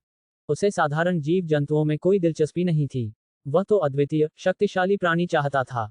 लेकिन यहाँ हर चीज की तरह इसकी भी एक कीमत थी, और सोर्सविल ने इस क्लोन के लिए उससे 2.5 साल का समय वसूला था। कोई बुरा सौदा नहीं था। उसने अपने दाहिने हाथ से अंडे के छिलके को छुआ, जिससे उसके अंदर मानसिक ऊर्जा की एक लहर दौड़ गई। अपने मानसिक संपर्क के माध्यम से उसने भीतर भ्रूण को देखा, सुनहरे सींग, भेदी सुनहरी आंखें, तेज धार वाले शल्कों से ढका शरीर और लोहे जैसे पंख जो उसकी पीठ पर मुड़े हुए थे। जिनजियाओ टॉर्च बीस्ट। मालरिक ने अपनी आंखें सिकोड़ी। ये चीज क्यों? उसने उस प्राणी को पहचान लिया। ये वही राक्षस था जो मूल समेरेखा में लुओ फैंग के लिए नियत था, आनपे छोटे ऊ की मात्रा ब्लड लाइन का रूप से निर्मित एक शक्तिशाली प्राणी। लेकिन मालरिक के पास पहले से ही उस प्राणी का सबसे मूल्यवान गुण था, क्लोन बनाने की क्षमता। यह उसकी आंतरिक दुनिया से जुड़ी हुई थी और इसे दोहराया या बढ़ाया नहीं जा सकता था। जिसका मतलब था कि यह चीज अनावश्यक थी। इसमें मुझे सिर्फ 2.5 साल लगे, इसमें कोई हैरानी की बात नहीं, उसने बुदबुदाते हुए कहा। यह अंडा तो पहले से ही पृथ्वी की ओर बह रहा था। उन्होंने बस इसे समय से पहले ही सौंप दिया। उसने आह भरी और बातचीत करने की कोशिश की। क्या मैं इसे किसी बेहतर चीज से बदल सकता हूँ? नहीं। स्रोत विल की आवाज में बहस की कोई गुंजाइश नहीं थी। मालरिक ने दोबारा फोन किया। कोई जवाब नहीं मिला। कंधे उचकाते हुए उसने अंडे को अपने मन में बसा लिया। ये पूरी तरह बेकार नहीं था, बस अनावश्यक था। शायद मैं इसे बाद में लुओ फैंग को एहसान के तौर पर दे दूं, उसने जोर से कहा। वह आगे चलकर एक शक्तिशाली व्यक्ति बनेगा। अभी से सद्भावना बनाना बेहतर रहेगा। मुंह मोड़कर वह पृथ्वी की ओर तेजी से बढ़ने लगा। योजक चिन्ह, योजक चिन्ह, योजक चिन्ह। 2 घंटे बाद मालरिक शनि ग्रह से नीचे उतरते हुए पृथ्वी के वायुमंडल में प्रवेश कर गया। उसकी असाधारण श्रवण शक्ति सक्रिय हो गई और पल भर में ही पूरी दुनिया से आती चीखें, चिल्लाहटें और गोलियों की आवाजें उसके दिमाग में गूंजने लगीं। उसकी भौहें तंग गईं। फिर से वही अफरा तफरी, उसने बुदबुदाया। ऐसा क्यों होता है कि जब भी मैं कहीं पहुंचता हूं, वह जगह पहले से ही टूटी फूटी हालत में होती है? वह बादलों की रेखा के ऊपर रुक गया और अपनी उन्नत दृष्टि को सक्रिय कर लिया। अपने रूपांतरण के दौरान सोर्सविल ने अपनी असाधारण दृष्टि को स्थानिक संवर्धन से उन्नत कर लिया था। अब शीशे की ढाल भी उसकी दृष्टि को अवरुद्ध नहीं कर सकती थी, वह किसी भी चीज के आर पार देख सकता था। उनकी नजर पूरी दुनिया पर घूमी और उन्होंने तुरंत 4 असामान्य स्थानों पर ध्यान केंद्रित किया। बरमूडा सागर के नीचे छिपा हुआ एक मीनार के आकार का अंतरिक्ष यान। प्रशांत महासागर के नीचे दबा हुआ एक युद्धपोत। शेननोगजिया के भीतर गहरे कोहरे में लिपटा एक विशाल मधुमक्खी का छत्ता। ऑस्ट्रेलिया के तट से दूर फॉग द्वीप पर एक क्षतिग्रस्त चांदी सफेद रंग का जहाज निष्क्रिय अवस्था में पड़ा है। लेकिन जिस चीज ने वास्तव में उनका ध्यान आकर्षित किया, वह सतह की स्टेटस थी। युद्ध। 5 महाद्वीप हिंसक संघर्ष में उलझे हुए थे, लेकिन ये कोई मानवीय युद्ध नहीं था। पृथ्वी के शहर राक्षसी जीवों के घेरे में थे। मालरिक ने पूरे ग्रह पर केवल 23 मानव बस्तियों का पता लगाया, मजबूत किलेबंद शहर जो विकृत राक्षसों की लहरों का सामना कर रहे थे। ये राक्षस पहाड़ों, महासागरों और आकाश से उतरे और मानवता की अंतिम सुरक्षा को तहस नहस कर दिया। वह रेडियो पर चल रही बातचीत सुन रहा था। 16 जून 2018। इससे पता चलता है कि उनका जन्म 2038 में लुओ फैंग के जन्म से लगभग 20 साल पहले हुआ था। वह बहुत जल्दी आ गया था। यह महान प्रलय था, तारा में आकाश वाली पृथ्वी का सबसे अंधकारमय युग। कुछ साल पहले आर वायरस ने पूरी दुनिया में तबाही मचाई थी, लाखों लोगों की जान ले ली थी और एक जबरन विकास को जन्म दिया था। जब इंसान खुद को इससे ढालने की कोशिश कर रहे थे, तब जंगली जानवर तेजी से विकसित हो रहे थे। 2015 तक उत्परिवर्तित जानवरों के झुंड शहरों पर बड़े पैमाने पर हमला करने लगे थे। कुछ जानवर हथियारों से अप्रभावित थे, अन्य ने परमाणु हमलों के बाद खुद को अनुकूलित कर लिया था। मानवता को बार बार पीछे धकेला गया, यहां तक कि केवल 23 किलेबंद शहर ही बचे रहे। बाकी सब कुछ छोड़ दिया गया था। तब भी जीवित रहना मुश्किल से ही संभव था। मालरिक ने अब पृथ्वी के रक्षकों द्वारा प्रतिदिन सामना किए जाने वाले भयावह दृश्यों को देखा। राक्षस दीवारों पर प्रहार कर रहे थे, मृत्यु एक निरंतर उप स्टेटस थी। उसने आह भरी, तो क्या मुझे फिर से दुनिया को बचाने का मौका मिलेगा? फिर वह रुका। रुको, ये ब्रह्मांड इस तरह काम नहीं करता। इस संसार का मूल नियम संघर्ष के माध्यम से विकास था। अत्यधिक हस्तक्षेप से संतुलन बिगड़ जाता था। फिर भी वह उनके लिए इसे आसान बना सकता था। 7वें रैंक के प्रशिक्षु से ऊपर के सभी लोगों को हटा देते हैं, वह नीचे की ओर तैरते हुए बोला। बाकी वे संभाल लेंगे। उसका जैव क्षेत्र बाहर की ओर तेजी से फैल गया। पलक झपकते ही मालरिक ने दसियों हजार मैक की स्पीड से भी अधिक रफ्तार पकड़ ली। वह भूतिया स्पीड की एक लकीर बन गया, जो महाद्वीपों में चमकता हुआ आगे बढ़ रहा था। चीन के ऊपर लाल रंग की रोशनी की दोहरी किरणें बरस रही थीं, प्रत्येक विस्फोट राक्षसों को वहीं पर भाप बनाकर उड़ा रहा था। यूरोप में 100 टन से अधिक वजन वाले जीवों को आकाश में फाड़ दिया गया और हवा में ही अदृश्य शक्ति द्वारा कुचल दिया गया। अमेरिका और अफ्रीका दोनों ही क्षेत्रों में यही पैटर्न दोहराया गया। 30 सेकंड से भी कम समय में मालरिक ने ग्रह पर मौजूद हर उच्च स्तरीय राक्षस को नष्ट कर दिया था। बुद्धि और नेतृत्व की कमी के कारण शेष प्राणी लड़खड़ा गए। उनकी सेना बिखर गई, उनका आगे बढ़ना रुक गया। मानव सेना की अग्रिम पंक्ति तेजी से आगे बढ़ी। जानवरों की लहर पीछे हटने लगी।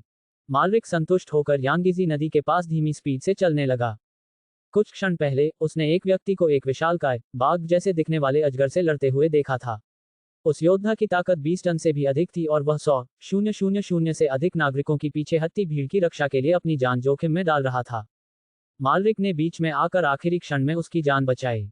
अब वह चुपचाप नदी की सतह पर खड़ा रहा और उस आदमी को लोगों को सुरक्षित स्थान पर ले जाते हुए देखता रहा। वह स्थिर रहा और पानी से आने वाले किसी भी राक्षस को शांतिपूर्वक नष्ट कर देता था। योजक चिन्ह, योजक चिन्ह, योजक चिन्ह। आधा घंटा बीत गया। 1 दर्जन से अधिक लड़ाकू विमान ऊपर दिखाई दिए और आकाश में फैल गए। वे नदी के किनारों के ठीक ऊपर मंडरा रहे थे। प्रत्येक से 2 दर्जन से अधिक व्यक्ति नीचे उतरे। सभी प्रशिक्षु 7वें रैंक से ऊपर के थे। कुछ तो गृह स्तर की सीमा के करीब भी थे, जिनकी ताकत 500 टन से अधिक थी। लेकिन जैसे ही वे पास पहुंचे, वे रुक गए। मालरिक अकेले बिना हिले डुले खड़ा था, लेकिन उससे निकलने वाला दबाव दम घुटने वाला था।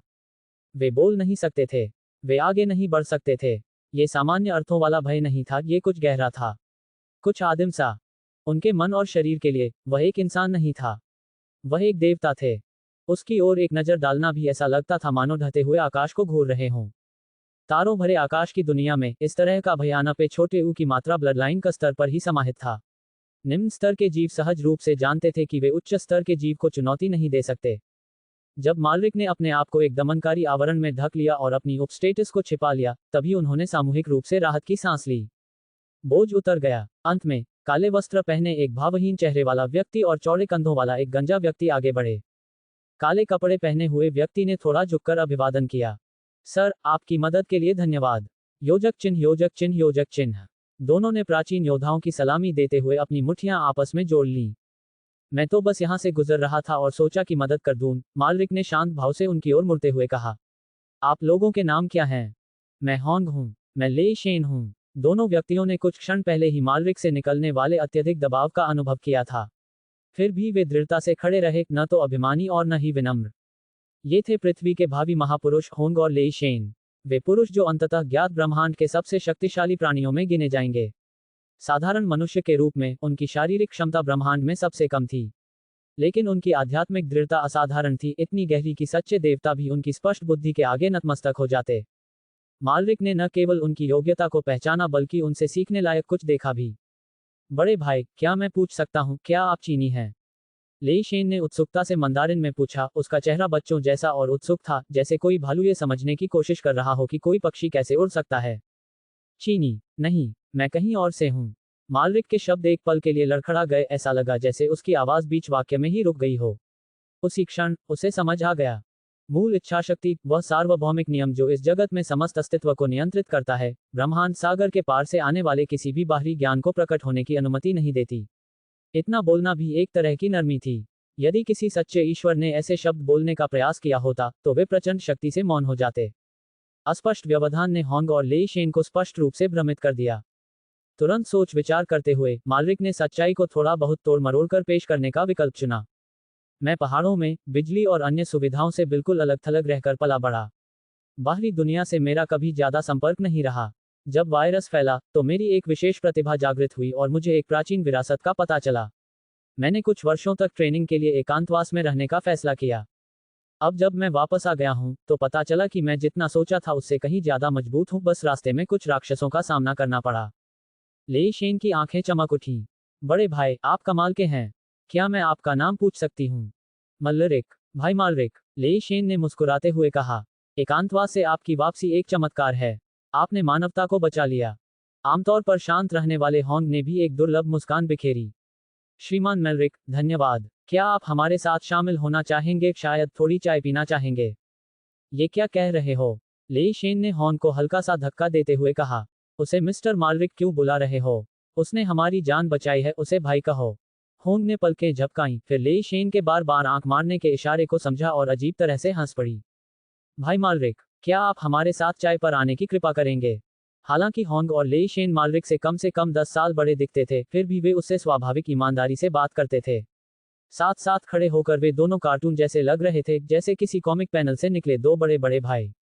ये देखकर मालरिक को हंसी आ गई। ठीक है, उसने कहा, आगे चलो। मुझे वास्तव में तुमसे कुछ उधार लेना है। तुम्हें जो भी चाहिए, ले शेन ने गर्व से कहा। बस एक शब्द कहो, मैं उस समुद्री राक्षस का सिर तुम्हारे लिए ले आऊंगा। वह बेशक अतिशयोक्ति कर रहा था। जिस प्राणी का उसने जिक्र किया वह तो राजा स्तर का विशालकाय जीव था, उसकी वर्तमान शक्ति से कहीं अधिक। लेकिन उसकी बात स्पष्ट हो गई थी। मैं आपके संग्रह उधार लेना चाहूंगा, गुप्त नियमावली, पुराने ग्रंथ, आपने जो कुछ भी एकत्र किया हो। प्रलय के बाद भी पृथ्वी सतर्क थी। बचे हुए अधिकांश गुटों ने अपने ज्ञान को संरक्षित रखा, लेकिन लेई शेन ने बस अपनी छाती थपथपाई। कोई बात नहीं, मैंने जो कुछ भी लिखा है या पाया है वह सब आप पढ़ सकते हैं, भाई मालरिक। होंग ने भी सिर हिलाया। मेरा भी। आसपास खड़े अन्य लोग चुप रहे और अनिश्चितता भरी निगाहों से एक दूसरे को देखते रहे, लेकिन किसी ने भी आपत्ति करने की हिम्मत नहीं की। मालरिक मुस्कुराया। तो चलिए शुरू करते हैं। योजक चिन्ह, योजक चिन्ह, योजक चिन्ह। समय तेजी से बीत गया। जब मालरिक ने उधार लेना कहा तो उसका मतलब सचमुच उधार लेना ही था। पहले ही दिन उसने लेई शेन और हॉर्न के सभी गुप्त ग्रंथों को पढ़ डाला, उनका आत्मसात किया और उनमें सुधार किया। इस ब्रह्मांड में युद्ध को परिभाषित करने वाली दो मुख्य तकनीकें थीं, बल और तीव्रता। परिश्रम वह कौशल था जिससे अधिकतम उत्पादन प्राप्त किया जा सके, एक ही स्पीड से कई गुना अधिक बल प्राप्त करना। सैद्धांतिक सीमा 100 गुना थी। एम्पलीट्यूड ने आउटपुट को फिर से गुना करके बढ़ाया, जिसकी सीमा भी 100 गुना थी। संयुक्त रूप से उन्होंने 10,000 गुना प्रवर्धन किया। कानून के उस्तादों की क्लास में शामिल होने के लिए यह एक आवश्यक उपलब्धि है। आश्चर्यजनक रूप से होंग और लेई शेन ने महज 3 साल के ट्रेनिंग के भीतर ही 2 गुना और 3 गुना परिश्रम करने की विधियां स्वयं ही विकसित कर ली थीं।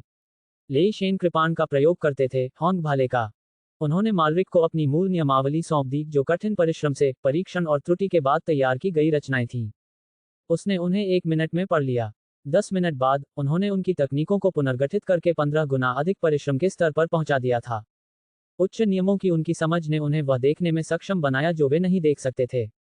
उन्होंने इसे आगे नहीं बढ़ाया क्योंकि उनकी बुनियाद ही दोषपूर्ण थी। उनके तरीकों से केवल आक्रमण शक्ति में वृद्धि हुई, स्पीड या रक्षा में नहीं। इसके विपरीत वास्तविक परिश्रम आयाम में संपूर्ण शरीर शामिल होता है। फिर भी उनकी स्वाभाविक क्षमता ने उन्हें प्रभावित किया। फिर मालरिक ने स्पीड तकनीकों की ओर रुख किया, प्रत्येक सूक्ष्म स्पीड को तब तक परिष्कृत किया जब तक कि उनकी महारत कलात्मक नहीं बन गई। अंततः उन्होंने उनके प्राचीन ग्रंथों को पढ़ा, एनालेक्स, ताओ ते चिंग, स्प्रिंग एंड ऑटम एनल्स। ये ग्रंथ लगभग उन संस्करणों के समान थे जो उन्होंने अन्य लोगों में देखे थे, लेकिन अब कुछ अलग था। उन्हें पढ़ने से ऐसा महसूस हुआ मानो उनकी आत्मा शुद्ध हो रही हो। इस ब्रह्मांड में पृथ्वी को ब्रह्मांडीय ईश्वर के समान शक्ति वाले एक प्राणी द्वारा रूपांतरित किया गया था। यहाँ जन्म लेने वाले प्रत्येक बच्चे के पास अद्वितीय रूप से उन्नत बुद्धि होती है। मालरिक अब इसे महसूस कर सकता था, उसकी आत्मा भी बदल रही थी। जैसे उससे चिकना हुआ पत्थर, वैसे ही उसका स्वरूप बदल रहा था। उसकी आंतरिक दुनिया और भी स्पष्ट, उज्ज्वल और शुद्ध होती जा रही थी। उन्होंने 3 दिन तक पढ़ा। जब वह अंततः बाहर आया तो होंग विस्मय से पीछे हट गया। आपने आध्यात्मिक स्पष्टता की पहली अवस्था को इतनी जल्दी प्राप्त कर लिया। कोई पहला या दूसरा नहीं होता, मालरिक ने उत्तर दिया। सबसे अच्छा रास्ता वही है जो आपके सच्चे स्वरूप के अनुरूप हो। अंतर केवल इस बात का है कि हमने कितना सफर तय किया है। उन शब्दों को सुनकर होंग स्तब्ध रह गया। अचानक मिली अंतर्दृष्टि से उसकी आंखें नम हो गईं और वह जड़वत खड़ा रह गया। भाई होंग को कोई ज्ञानोदय हो रहा है। लेई शेन ने पलकें झपकाईं। भाई मालरिक, मुझे भी कुछ संकेत दीजिए, मुझे कुछ समझने में मदद कीजिए। बस खुद जैसे हो वैसे ही रहो, मालरिक ने उसके माथे पर उंगली मारते हुए कहा। यही तुम्हारा रास्ता है, तुम्हें और किसी चीज की जरूरत नहीं है। हैरानी की बात यह है कि इतना ही काफी था। लेई शेन एहसास से स्तब्ध होकर अवाक खड़ा रहा। मालरिक ने हैरानी से देखा। सच में, ये काम कर गया। कुछ घंटों बाद दोनों आदमी जाग उठे। होंग अब एक शांत, सर्वव्यापी उपस्टेटस का अनुभव कर रहा था। लेई शेन पहले से अधिक तीक्ष्ण बुद्धि और स्थिर स्वभाव का हो गया था। उसकी आत्मा अब शुद्ध और बोझ से मुक्त थी। वे मानसिक विकास के दूसरे और तीसरे चरण तक पहुंच चुके थे, शुद्ध मासूमियत और सार्वभौमिक सहिष्णुता। धड़ाम, होंग जागते ही एक घुटने पर बैठ गया। भाई मालरिक, पहले आपने हमें अपनी युद्ध तकनीकें सिखाई, अब आपने हमें मन की गहरी समझ दी है। मैं आपकी सिखाई हुई बातों को कभी नहीं भूलूंगा। लेई शेन ने भी पीछे न हटते हुए उसे एक तरफ लात मारी और दोनों घुटनों के बल गिर पड़ा। अब भी उसे भाई कह रहे हो? वह चिल्लाया। गुरुजी, आपके मार्गदर्शन के लिए धन्यवाद। होंग ने पलकें झपकाईं, फिर उसके साथ शामिल हो गया। मास्टर मैलरिक, कृपया हमें अपने शिष्य के रूप में स्वीकार करें। मालरिक का चेहरा गुस्से से लाल हो गया। उठो, मैंने बस कुछ बातें कही हैं, घुटने टेकने की कोई जरूरत नहीं है। लेकिन अब लेई शेन गंभीर हो गया था। गुरुजी, मैं सचमुच ऐसा ही चाहता हूँ। मैं आपका अनुसरण करना चाहता हूँ, केवल कृतज्ञता के कारण नहीं, बल्कि इसलिए कि मैं आपके मार्गदर्शन में और अधिक शक्तिशाली बनना चाहता हूँ। होंग ने सिर हिलाया। अगर हमें मानवता की रक्षा करनी है तो हमें शक्ति की आवश्यकता होगी। कृपया हमें आपके मार्गदर्शन में ट्रेनिंग लेने की अनुमति दें। मालरिक हिचकिचाया। तारों भरे आकाश की दुनिया में शिष्यत्व पवित्र था। जीवन काल लंबा होता था, गुरु और शिष्य के बीच अक्सर रक्त संबंध से भी गहरे बंधन बनते थे। ये दोनों भले ही पृथ्वी की सबसे कमजोर ब्लड लाइन परंपरा में जन्मे हों, एक दूसरी समय रेखा में आदर्श बन गए थे। सही मार्गदर्शन मिलने पर वे और भी महान बन सकते थे। वह चुपचाप उन्हें देखता रहा, विकल्पों पर विचार करता रहा। योजक चिन्ह, योजक चिन्ह, योजक चिन्ह। अंततः मालरिक लेई शेन और हॉर्न को अपना शिष्य बनाने के लिए सहमत हो गया। हालांकि वह केवल 3 महीने और ही रह सकता था, लेकिन उसे इसकी कोई चिंता नहीं थी। विशाल तारामंडल में साधकों के लिए एक से अधिक गुरु होना सामान्य बात थी। उसके जाने के बाद वे दोनों ब्रह्मांड में कहीं और भी शक्तिशाली गुरुओं की तलाश कर सकते थे। मालरिक अब उन्हें जो पेशकश कर सकता था, वह उसकी वर्तमान समझ थी, साधना में उन्नति के उसके अनुभव और तारा में आकाश जगत के रहस्यों में उसकी अंतर्दृष्टि। लेई शेन और हॉर्न द्वारा शिष्य परंपरा के अनुसार औपचारिक रूप से प्रणाम करने और चाय भेंट करने के बाद मालरिक ने शिक्षण शुरू किया। उन्होंने उन्हें ग्रहीय स्तर तक पहुंचने के लिए मार्गदर्शन दिया और विभिन्न क्षेत्रों, नियमों और शक्ति प्रवर्धन की व्याख्या की। प्रेरित और एकाग्र होकर वे दोनों तुरंत एकांत साधना में जुट गए। संभवतः उन्हें अपनी सफलता प्राप्त करने में कुछ दिन लगेंगे। केवल 3 महीने बचे होने के कारण मालरिक के पास उन पर नजर रखने का समय नहीं था। उन्होंने अपने गार्डों को सतर्क रहने के निर्देश दिए और फिर बेस सिटी से उड़ान भर ली। पूरी पृथ्वी पर कई छोटे छोटे खंडहर बिखरे पड़े हैं, जिनमें से अधिकतर उल्कापिंड तारे के आक्रमण के कारण बचे हैं। मैं सबसे पहले उन्हीं की सफाई शुरू करूंगा। उनकी नजरें पूरी दुनिया पर घूमी और उन्होंने विभिन्न आकारों के सैकड़ों खंडहरों की पहचान की। सबसे पहले मैं दक्षिण अमेरिकी खंडहरों की ओर जाऊंगा। मुझे वहां एक युद्ध कवच और मानसिक साधना विधियों की आवश्यकता है। उसने अपने गंतव्य पर ध्यान केंद्रित किया, लेकिन उड़ान भरने से पहले रुक गया। इसके बजाय वह सोर्सविल से जुड़ गया। अरे विल बॉस, क्या आपके पास साधना की कोई विरासत पड़ी है? मुझे भी एक दे दीजिए। सोर्सविल, जो अब मालरिक की दृढ़ता का आदी हो चुका था, ने हमेशा की तरह तटस्थ भाव से जवाब दिया। समय अपर्याप्त है, विनिमय संभव नहीं है। यह एक ठंडे, यांत्रिक मेनफ्रेम भगवान की तरह बनता जा रहा था। मालरिक ने लेई शेन से सीखी हुई उलझाव तकनीक का इस्तेमाल किया और सहजता से जवाब दिया, अरे ये तो बस डेटा है। विरासत साझा करने में कुछ खर्च नहीं होता। इसके अलावा यह मेरे लिए भी नहीं है, ये तुम्हारे लिए है। मेरे लिए? सोर्सविल रुक गया, मानो अचानक पूछे गए सवाल से हैरान हो गया हो। मालरिक ने इस अवसर का लाभ उठाया। बिल्कुल सही, आप जानते ही हैं कि लोग क्या कहते हैं, जितने अधिक सहयोगी उतने अधिक विकल्प। रास्ते तभी बनते हैं जब लोग उन पर चलते हैं। मुझे अभी विरासत देना सिर्फ मेरी मदद करना ही नहीं है। आप मेरा मार्गदर्शन कर रहे हैं, मुझे मजबूत बना रहे हैं। लेकिन अंत में इससे आपको भी फायदा होगा। क्या मैं खुद की मदद कर रहा हूँ? बिल्कुल, हम दोस्त हैं, है ना? आपने मेरी बहुत मदद की है। मैं भी आपकी मदद करना चाहता हूँ। मैं और अधिक शक्तिशाली बनना चाहता हूं ताकि मैं तुम्हारी रक्षा कर सकूं। अभी, अगर मुझे सच्चे ईश्वर तक पहुंचने का अवसर मिले, तो मैं बिना किसी संकोच के ऐसा करूंगा तुम्हारे लिए। भाई विल, आज से मैं तुम्हारे लिए एक ऐसा रास्ता बनूंगा जिस पर तुम चल सको। तुम जितनी ज्यादा मेरी मदद करोगे, हम दोनों के लिए वह रास्ता उतना ही आसान हो जाएगा।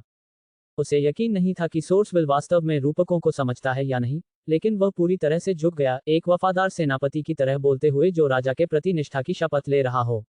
मौन। भाई विल, बॉस विल, अभी भी वहीं हैं। कोई जवाब नहीं। मालरिक ने आह भरी। चौथी कोशिश और अभी तक कुछ नहीं हुआ। जब से वह पृथ्वी पर आया था, तब से वह विरासत पाने के लिए मूल वसीयत से गुहार लगा रहा था। 4 दिन, 4 प्रयास, एक भी सफलता नहीं। उसने मन में ठान लिया, मावल में वापस लौटने पर वह गंभीरता से अपना मुख्य विषय बदलने पर विचार करेगा। इन विचित्र दुनियाओं में शक्ति से ज्यादा बातचीत करने की क्षमता महत्वपूर्ण होती जा रही थी। अगली बार जब वह पुनर्जन्म लेगा, तो वह सुनिश्चित करेगा कि हर दुनिया की चेतना उससे चुप रहने की विनती करे। ठीक है, अब अमेज़न के खंडहरों की ओर चलते हैं। मालरिक दक्षिण अमेरिका की ओर उड़ान भरने लगा। योजक चिन्ह, योजक चिन्ह, योजक चिन्ह। आधे दिन बाद, एक चिकने काले सूट में लिपटे हुए और एक मानसिक शक्ति प्राप्त करने वाले व्यक्ति की मूलभूत तकनीकों में महारत हासिल कर चुके मालरिक एक खंडहर से बाहर निकले। उसकी निगाहें आसमान की ओर उठीं। कुछ अजीब सा महसूस हुआ। पृथ्वी के ऊपर, जहां नीला आकाश अनंत तक फैला होना चाहिए था, वहां एक दूसरा चकाचौंध कर देने वाला सूर्य प्रकट हुआ था। समताप मंडल के पार से गहरे लाल रंग का सफेद प्रकाश नीचे की ओर चमक रहा था, जो दिव्य शक्ति के स्तंभों की तरह वायुमंडल को चीरता हुआ आगे बढ़ रहा था। पृथ्वी के सैकड़ों लड़ाकू विमान पहले ही कक्षा में उड़ान भर चुके थे और प्रकाश स्रोत की ओर अग्रसर हो रहे थे। मालरिक ने अपनी असाधारण दृष्टि का इस्तेमाल किया। जो उसने देखा, उससे वह दंग रह गया। चंद्रमा के ऊपर एक विशाल किला तैर रहा था, जिसकी विशाल संरचना 1000 किलोमीटर से भी अधिक ऊंचाई तक फैली हुई थी और जिसकी नींव चंद्र चट्टान में गहराई तक धंसी हुई थी। ऐसा लग रहा था मानो इसे किसी प्राचीन ब्रह्मांडीय शक्ति ने नीचे फेंक दिया हो। किले के शिखर से सफेद रोशनी निकल रही थी। ब्रह्मांडीय ऊर्जा की अरबों किरणें इसके चारों ओर सर्पिलाकार रूप में घूम रही थीं, जो अंतरिक्ष को भी विकृत करने के लिए पर्याप्त थीं। ये संरचना पूरे सौरमंडल के गुरुत्वाकर्षण केंद्र जैसी प्रतीत होती थी। यहां तक कि तारों का प्रकाश भी इसके चारों ओर मुड़ जाता था। अब चंद्रमा एक झिलमिलाते भ्रम की तरह दिखाई दे रहा था, जो मुश्किल से स्थिर था। यह मूल कहानी में नहीं था। क्या यही वह चीज है जो सोर्सविल ने मेरे लिए छोड़ी है? इसलिए वह चुप्पी अस्वीकृति नहीं थी, बल्कि तैयारी थी। अपने शरीर को जैव क्षेत्र से ढककर मालरिक अंतरिक्ष में तेजी से आगे बढ़ा। 1 मिनट से भी कम समय में उसने पृथ्वी और चंद्रमा के बीच की शून्यता को पार कर लिया और किले के ठीक बाहर पहुंच गया। कई लड़ाकू विमान अभी भी रेंगते हुए ऊपर की ओर बढ़ रहे थे, उनमें से अधिकांश ने तो निर्धारित दूरी का 10वां हिस्सा भी तय नहीं किया था। जैसे ही मालरिक किले के पास मंडराया, उसके ऊपर से आती लाल सफेद रोशनी ने उसे स्कैन किया, फिर उसके पूरे शरीर को घेर लिया। उसे महसूस हुआ कि प्रकाश उसके शरीर में प्रवेश कर रहा है, उसकी हर कोशिका को स्कैन कर रहा है। ब्रह्मांडीय स्तर का जीवन रूप पाया गया।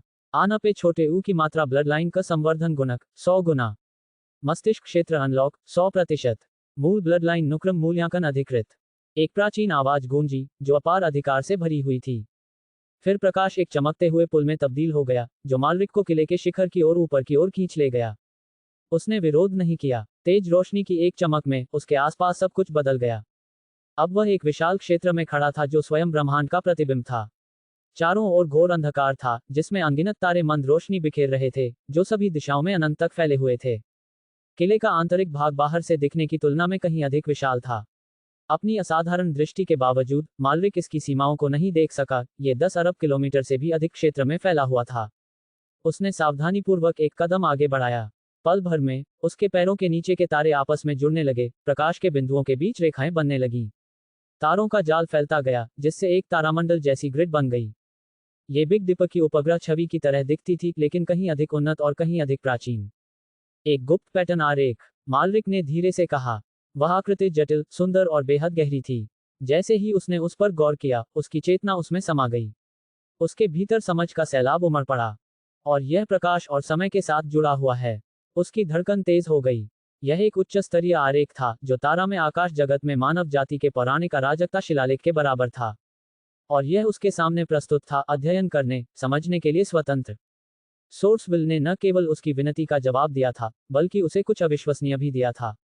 मालरिक का उत्साह चरम पर था। वह लगभग भूल ही गया था कि यह तो परीक्षा की सिर्फ शुरुआत थी।